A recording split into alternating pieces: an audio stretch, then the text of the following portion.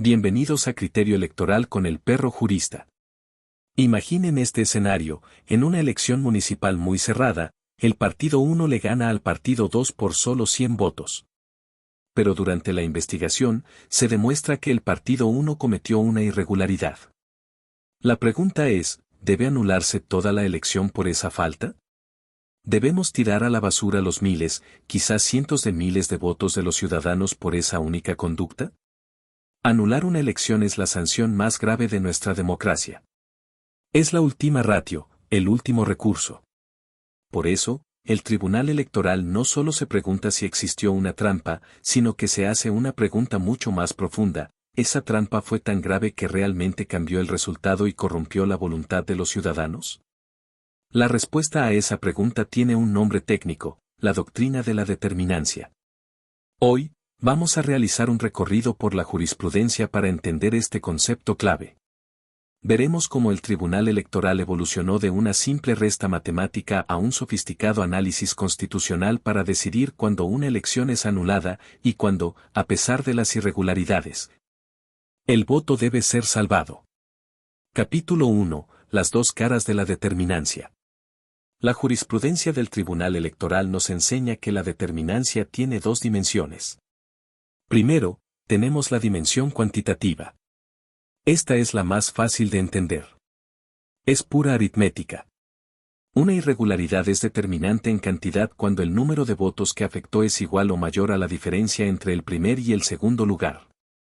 Por ejemplo, si el ganador te sacó 500 votos de ventaja, pero se demuestra que en una casilla te anularon indebidamente 600 votos, esa irregularidad es cuantitativamente determinante. Si se corrige el error, el resultado cambia. Pero este criterio se topó con una pared. ¿Cómo contamos el impacto de una campaña de desprestigio? ¿O del uso de símbolos religiosos para coaccionar el voto? Es imposible ponerle un número. Y fue esta insuficiencia la que obligó al tribunal a desarrollar su herramienta más poderosa. Aquí nace la dimensión cualitativa. En este punto, el análisis da un salto. Ya no se trata de contar votos, sino de ponderar principios. La pregunta ya no es ¿cambió el resultado numérico?, sino ¿la violación fue tan grave que minó los principios constitucionales que le dan validez a una elección? El tribunal examina si la falta fue tan sustancial que vulneró valores fundamentales como la equidad en la contienda o las características del voto, que sea libre, secreto y auténtico.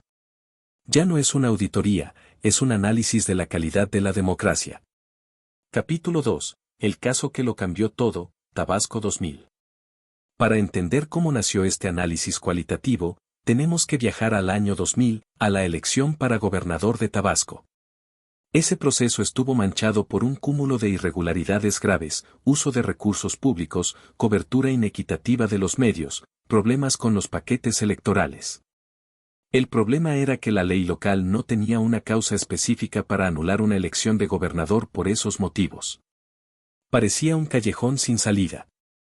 Pero en una sentencia histórica, la Sup. JRC 487/2000, la Sala Superior del Tribunal Electoral hizo algo extraordinario: creó la llamada causa de nulidad abstracta. El tribunal razonó que una elección no es solo un conjunto de procedimientos. Es un acto regido por principios constitucionales. Y cuando esos principios se violan de manera grave, sistemática y generalizada, la elección entera queda envenenada. Aunque los números finales cuadraran, el resultado era cualitativamente ilegítimo porque la cancha no estuvo pareja. La determinancia no fue matemática, fue axiológica: las violaciones destruyeron la equidad, y sin equidad, no hay una elección auténtica. Este caso fue el punto de inflexión. Esa causal de nulidad posteriormente pasó a la legislación y se le denominó nulidad por violaciones a principios constitucionales. Capítulo 3. La doctrina en acción, casos modernos. Desde el caso Tabasco, el criterio cualitativo se ha usado para resolver los casos más complejos. Por ejemplo, en el caso de Tepotzotlán, se anuló una elección municipal porque un partido usó símbolos religiosos en su propaganda. La determinancia fue puramente cualitativa. El tribunal consideró que usar la fe para fines electorales es una falta tan grave que, por su propia naturaleza, vicia la libertad del voto. En el caso de Iliatenco, Guerrero, resuelto por la Sala Regional Ciudad de México, se anuló la elección por violencia política de género. Analizando el contexto social del municipio, los jueces concluyeron que los actos de violencia contra la candidata tuvieron un impacto magnificado que, de forma cualitativa, fue determinante para romper la equidad. Pero esta doctrina también tiene límites. En casos de violencia ligada al crimen organizado en Michoacán y Tamaulipas, el tribunal, aunque reconoció la gravedad de los hechos, se negó a anular las elecciones. ¿Por qué? Porque estableció un estándar de prueba muy alto.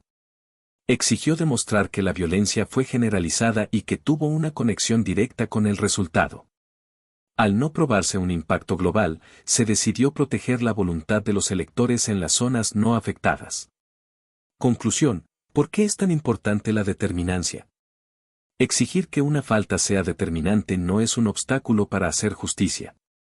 Es un principio de racionalidad que protege el corazón de la democracia, tu voto. Primero, protege el principio de conservación de los actos públicos. En términos sencillos, significa, lo que está bien hecho, se queda. La nulidad es la excepción, no la regla, y no se puede anular el voto válido de miles de personas por una irregularidad menor y aislada, que no trascendió al resultado. Segundo, protege la voluntad del electorado. Anular una elección es un acto extremo. Solo se justifica cuando las trampas fueron tan graves que podemos concluir, razonablemente, que el resultado ya no refleja lo que la gente decidió libremente. Y tercero, garantiza la estabilidad. Si cualquier error anulara una elección, viviríamos en un conflicto postelectoral permanente.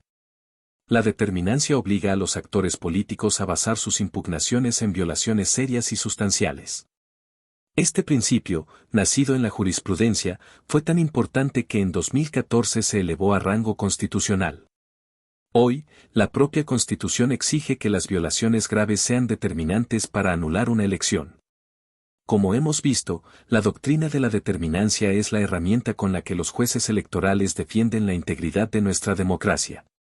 Es el dique de contención que protege la voluntad ciudadana.